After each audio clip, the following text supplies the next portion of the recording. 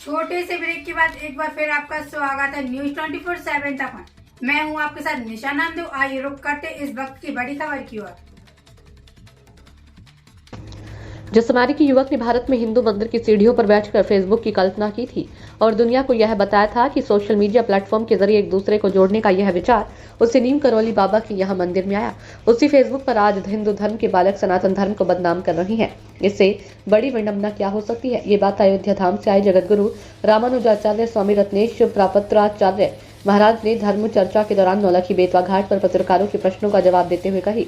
उन्होंने कहा कि राम का चरित्र ही राष्ट्र का चरित्र है। धर्म के बिना जीवन की कल्पना नहीं की जा सकती। भारत का एकमात्र सनातन धर्म है जो विश्व बंधुत्व की भावना प्रकट करता है। दुनिया के लोग जब भी दिशाहीन होते हैं तब भारत ही मार्गदर्शन करता है। भारत आज से नहीं पुरातन काल से विश्व गुरु कहा गया है। काशी अयोध्या की भांति मथुरा में भी अब देर नहीं है। भगवान कृष्ण की जन्मभूमि मथुरा में भी हम कन्हैया का भव्य और दिव्य मंदिर बनाते दिखेंगे। युवी पीढ़ी में बढ़ती आत्महत्या के सवालों पर महाराज ने कहा कि हम सफलता के बड़े बड़े मापदंड तय कर लेते हैं और जब वह पूरे नहीं होते तो तनाव में आ जाते हैं और आत्महत्या जैसा कदम उठा लेते हैं। यह उस भगवान के साथ न्याय नहीं है जिसने आपको यह सुंदर शरीर दिया। राम और कृष्ण से ज्यादा किसी ने जीवन में कष्ट नहीं झेला। ये उनकी जीवन यात्रा हमें सिखाती है।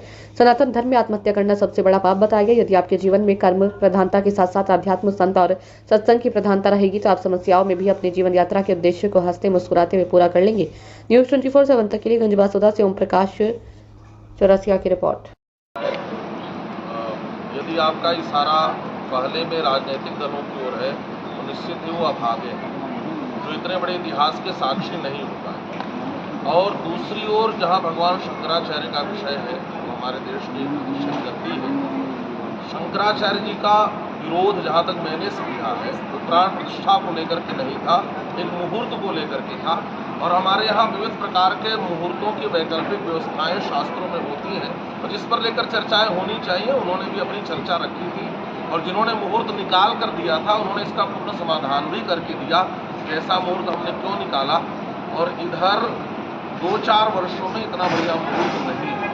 उन्होंने जिस काशी की विद्वान ने मुहूर्त निकाला था उन्होंने अपनी बात रख दी थी।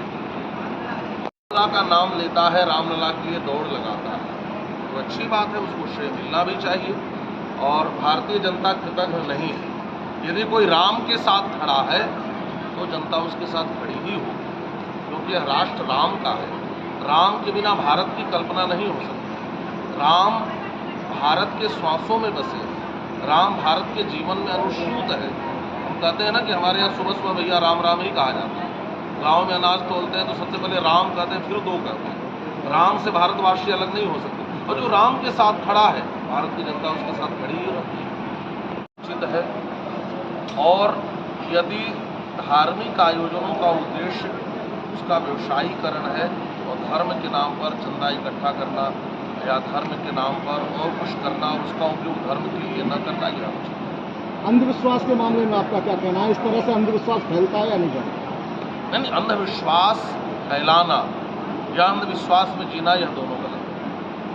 भारतीय धर्म कभी अंधविश्वास नहीं सिखाता। हमारे यहाँ एक बात और आप जान लें, विश्वास का प्रतीक भगवान शिव को कहा गया। भगवानी शंकरौ वंदे श्रद्धा विश्वास रूपिणौ याभ्याम विना न पश्यन्ति सिद्धा स्वान्तस्तमीश्वरम। हमारे यहाँ श्रद्धा स्वरूपा पार्वती मानी गई, विश्वास स्वरूप भगवान शिव माने गए। और भगवान शिव की 5 आँखें हैं, भगवान शिव के 5 सिर हैं और एक सिर में 3 नेत्र हैं, मतलब 15 आँखें हैं। तो हमारे यहाँ विश्वास अंधा नहीं होता, आँखों वाला होता। तो समाज को सच्ची दिशा कौन दिखाएगा? हमारे भारतीय सनातन की परंपरा यदि आप देखें तो जब राजपीठ भी दिशाहीन होता था तो मार्गदर्शन के लिए व्यासपीठ के पास आता था। व्यासपीठ सच्चा मार्गदर्शन हमेशा से करता आ रहा है। व्यासपीठ दिशाहीन न हो इसका हर किसी को प्रयास करना चाहिए। व्यासपीठ पर बैठे व्यक्ति का यह निश्चित ही दायित्व है वह व्यासपीठ से कभी भी ऐसी चीज़ न करे जिससे समाज सच्चा मार्ग पाने की अपेक्षा मार्ग से भटके। महाराज जी